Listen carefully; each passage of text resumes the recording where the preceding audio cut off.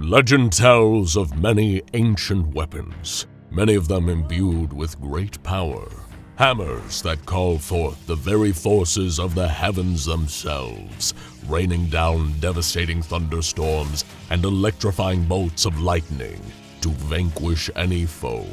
Or there's the Arthurian myth of a blade buried deep in the heart of a stone. To any ordinary person, the sword is unmovable. It won't budge no matter how much force is exerted on it, or how physically strong the person trying to pull it is. Only if one of purest heart and truest virtue should ever reach for its hilt, then the sword will spring free and grant the holder the rightful rule over the land. But there is another weapon, another sword bestowed with a power as old as time itself. Some have heard tales that it was forged of pure shadow, by a demon seeking dominion over all creation. Other stories will claim the blade itself is alive and capable of bonding itself to a host, while it grants its wielder the means to fell an entire army with a swing of its blade.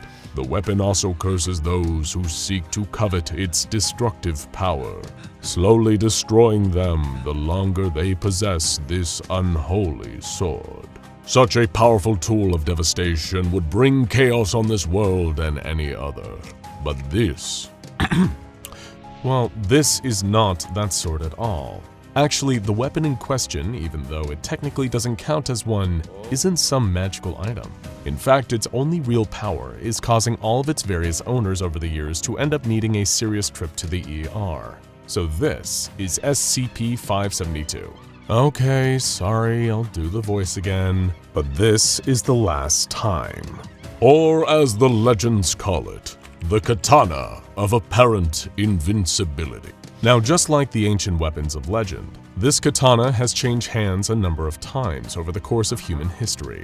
One of those to wield its completely unincredible power was Jonathan, a young man with high hopes of going viral online as a master swordsman. However, while most would only ever gain that title after years' worth of study, practicing complex hand-to-hand combat forms, and learning to respect the blade itself and the craftsmanship used in making one, Jonathan just read a WikiHow tutorial on sword tricks and, deciding they looked easy enough, decided that he could just wing it. Of course, the first step in becoming a master swordsman without putting in any of the work was to find an actual sword to use. And luckily, the pawn shop in Jonathan's hometown had the very answer to his low-effort dreams. Hanging there behind the counter, displayed on the top shelf with a thin layer of dust coating it, was the Katana of Apparent Invincibility. The store's owner had long since forgotten it was even there, and was happy enough to mark the price down for the sake of getting rid of it. The moment he held it in his hands, Jonathan felt unstoppable,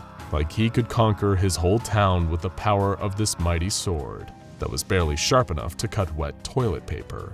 He knew it would only take one show of the weapon's very arguable might to cement him as one of history's greatest swordsmen. Unfortunately, the stunt that Jonathan attempted went about as well as you'd expect. Naturally, an elaborate stunt involving a blunt katana and Jonathan's friend Kali on a BMX bike was sure to be a perfectly safe combination. Any sane human being would tell you that, right? After setting up his phone at the skate park and hitting record, Jonathan called for Kali to ride down on one side of the half-pipe and up the other, while he used his newfound sword skills to cleave the front wheel of her bike clean off in mid-air. Having been promised a replacement bike paid for by all the hits this video would get online, Kali went down, then up, then straight back down. Jonathan swung the blade, only for it to get lodged in the wheel spokes, bringing his friend and the solid frame of her bike crashing down on top of him in a heap of tangled limbs and metal. All the while, nearby skaters filmed the mess on their phones, the ones who could hold back their laughs anyway. Sometime after the skatepark debacle, SCP-572 would end up in the hands of yet another would-be swordsman, with just as impressive results. Martin Ziepelberger, yes, that is his real name, had grown into quite a controversial figure over the years, garnering his own legend of sorts, although not a reputation that any mythical warrior of old would ever want. You see, Martin had founded a website that had, in its earlier days, introduced the internet to a brand new way of communicating and keeping in touch with their friends and family. and as a result, he had accumulated a staggering amount of cash to show for it. But running a social media app didn't keep the lights on forever. Despite his company growing into a multi-million-dollar corporation, the market had become saturated. More new and innovative sites run by Martin's competitors began appearing, each new one more unique than his had ever been back in the early days. Keeping up and still making money was hard, so Martin resorted to gathering the personal data of millions of users his site had amassed over the years, and selling that information to, well, anyone who would pay him. Understandably, people were a little upset to hear that all their private information was being shared around so brazenly. That's when rumors of Martin's interesting behavior started to be made public by some of his former employees. The internet had already been rife with jokes at Martin's expense. His stunted manner of speaking, strange barbecuing live streams filmed in front of what looked like a green screen, along with many other quirks were often the subject of ridicule. Some even speculated that he was a collector of various things. A robot, an alien, even an iguana, and pretending to be a human being. Then there was his choice of office equipment, specifically a certain Katana of Apparent Invincibility. Given his considerable net worth, the programmers working in the head offices of Martin's social media company knew he had somewhat expensive tastes. That was what made it all the more baffling that he bought what looked to be a very poor quality Western knockoff of a traditional Japanese samurai weapon. The metal it was forged from seemed to be unpolished, unsharpened, and unbalanced. Overall, it just seemed to be a bit of a mess, even to those in the office unfamiliar with katanas or their cultural significance in Japan. Yet when he described it, Martin seemed enamored with the sword, citing how incredible the balance was and how the obviously very blunt weapon could more easily slice through solid steel than one of those infomercial knives. Of course, the more pressing and unsettling question for most of the employees was, why the hell did their boss think it was okay to bring a katana into the office? When any of the staff working there built up enough courage to approach their eccentric sword-toting boss to ask him, Martin would simply state that it was a measure to encourage more productivity. If he was unhappy with the coding work his programmers were doing or the content being posted to his social media site, Martin would start strutting around the office. His head was always tilted back, smugly looking down his nose at his staff, who he'd sometimes affectionately call his underlings or drones. With a look of self-important superiority and one hand constantly resting on the hilt of his katana, his productivity patrols managed to put everyone in the office on edge. Less because they were threatened by the blunted sword or Martin's unimposing 5.5-foot stature, but more because the staff all agreed that what he was doing was just plain weird. One morning, Ned, one of the staff members working at the office, was casually sitting at his computer, working his way through rewriting a few lines of code as he's been asked to. Suddenly, he felt something cold and metal resting on his shoulder, and felt the presence of someone leaning over him uncomfortably close on the left. Immediately, his heart jumped in surprise and fear, only to instantly drop back down to a normal beat when he remembered that Martin's sword was barely sharper than a butter knife. "Hey, Mr. Zeepelberger," Ned sighed.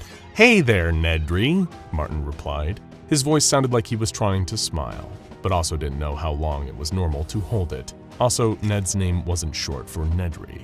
"You know, you were asked to finish up this coding an hour ago," he continued, even though Ned had only been told the code needed rewriting that long ago.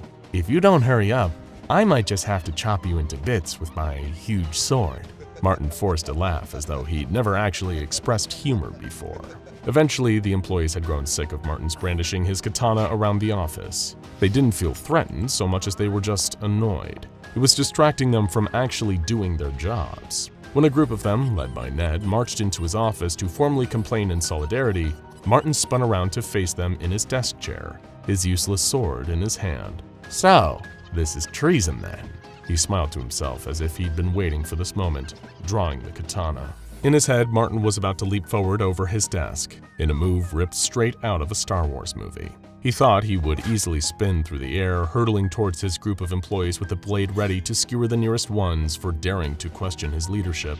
Unfortunately, despite his surfing trips in Hawaii, Martin wasn't exactly nimble enough to pull it off. He barely jumped high enough off the ground to clear the desk, knocking the whole thing forward and tumbling over it. Landing awkwardly, the tip of the blade barely reached far enough to lightly graze Ned at the front of the group. Instead, all of Martin's employees looked at him pathetically laying face down on the office carpet. After changing hands who knows exactly how many times, the Katana of Apparent Invincibility would soon find itself in the hands of another soul just as worthy of wielding it, and making themselves look really dumb in the process. For as long as he could remember, Zack had been obsessed with superheroes.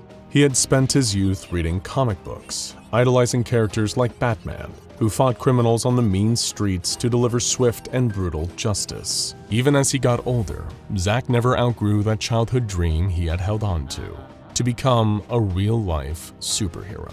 Now obviously, he knew that superhuman powers were a little out of his reach, but that never stopped Bruce Wayne.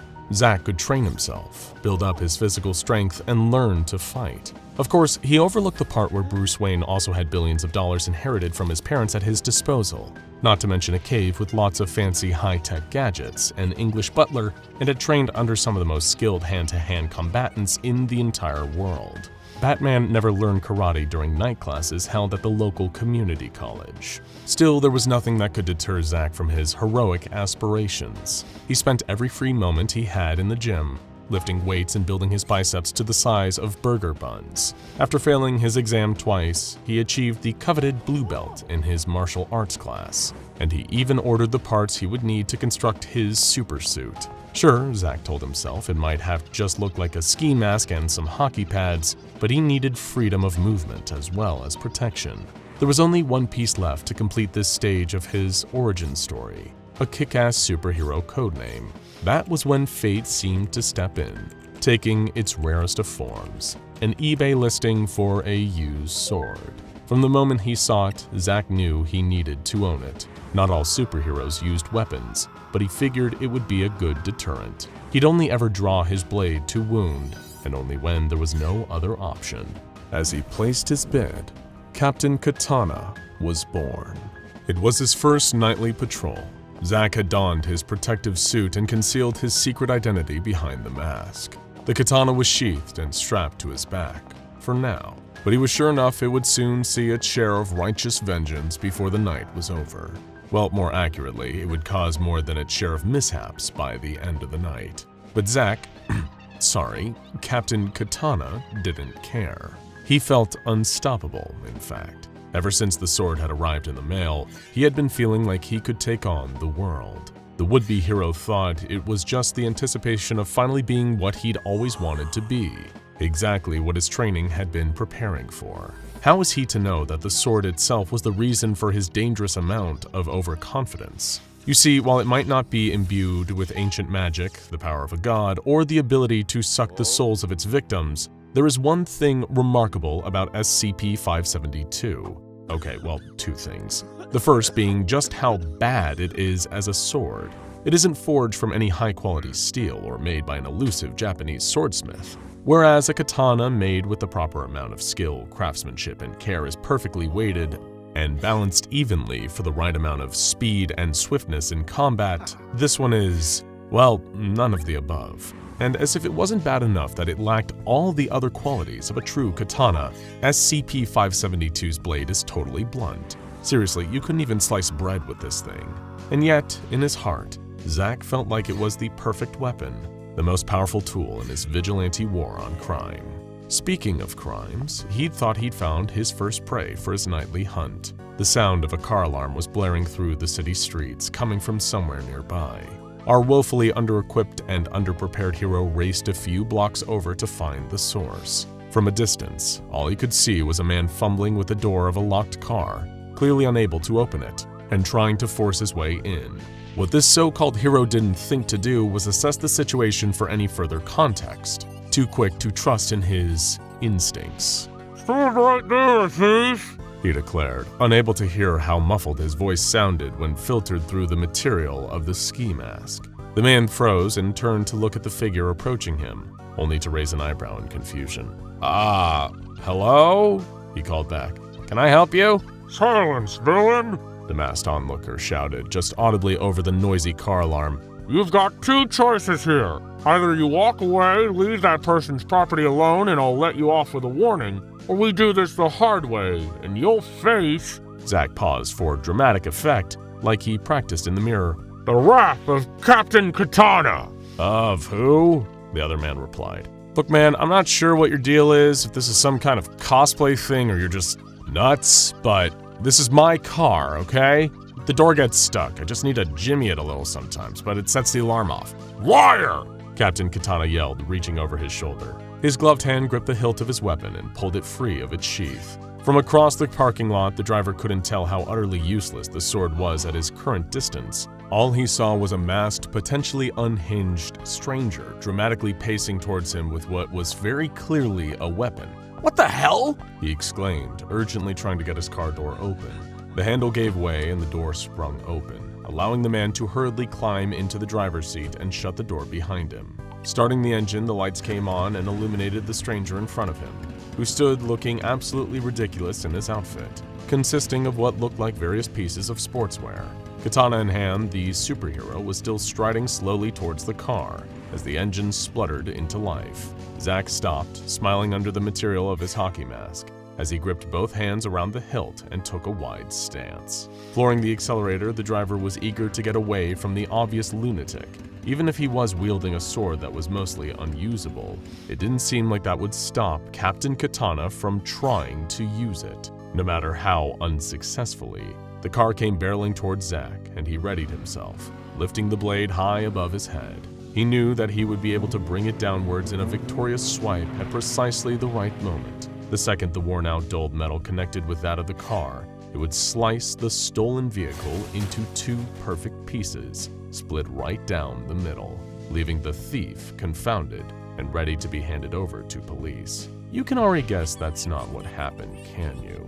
With barely a screech of tires against the concrete and without even enough distance to build up that much speed, the car headed straight for Captain Katana. He made a flailing, uncoordinated swing far too early, causing the sword to bounce right off the hood of the car. The force of the impact wasn't huge, but it was enough to cause the katana to slip from the wannabe hero's hands, helped by the fact his gloves didn't have that much grip on them. The Katana of Apparent Invincibility was sent sailing through the air and came clattering to the ground, rolling under another car in the parking lot, although Zack was a little preoccupied to see where it landed. No sooner had he lost his grip on his almighty weapon of justice, around 3,500 pounds of metal collided with Captain Katana, felled on his first ever night as a superhero by his very first villain. Still, Zack at least learned what his kryptonite was, his greatest weakness, just like so many classic superheroes had. His just happened to be being hit by a mid-sized sedan. Tumbling back onto the ground, the back of Captain Katana's head thumped heavily against the cold, hard concrete, leaving him with a concussion and an overwhelming sense of embarrassment as the driver parked his car and called an ambulance. At least he now knew he never wanted to pick up that sword again. You see, that's the second remarkable thing about SCP-572. Anyone who picks it up instantly perceives it as a mighty weapon, the kind you would find in an ancient legend. Despite the sword being crudely made, blunt and generally unfit for any use, the wielder will maintain the belief that it not only has perfect balance and cutting power, but that the sword has also imbued them with unparalleled strength and invincibility to damage. It's all a delusion, of course, and whoever holds that sword will gladly prove it to you. They'll try to perform incredibly risky stunts with it, only to end up severely injuring themselves in the process. Don't worry though, if you ever come across SCP-572, it's nothing a quick thump in the back of the head won't fix. Now, if you want to hear about an actual all-powerful sword that can obliterate anything on an atomic level, as well as the ancient energy being who wields it, then you should go and check out SCP-001 The Gate Guardian. And of course, sometimes the only thing better than one katana is two katanas and an infamous comic book character. But will that be enough to take on the hard-to-destroy reptile? Find out in Deadpool vs. SCP-682.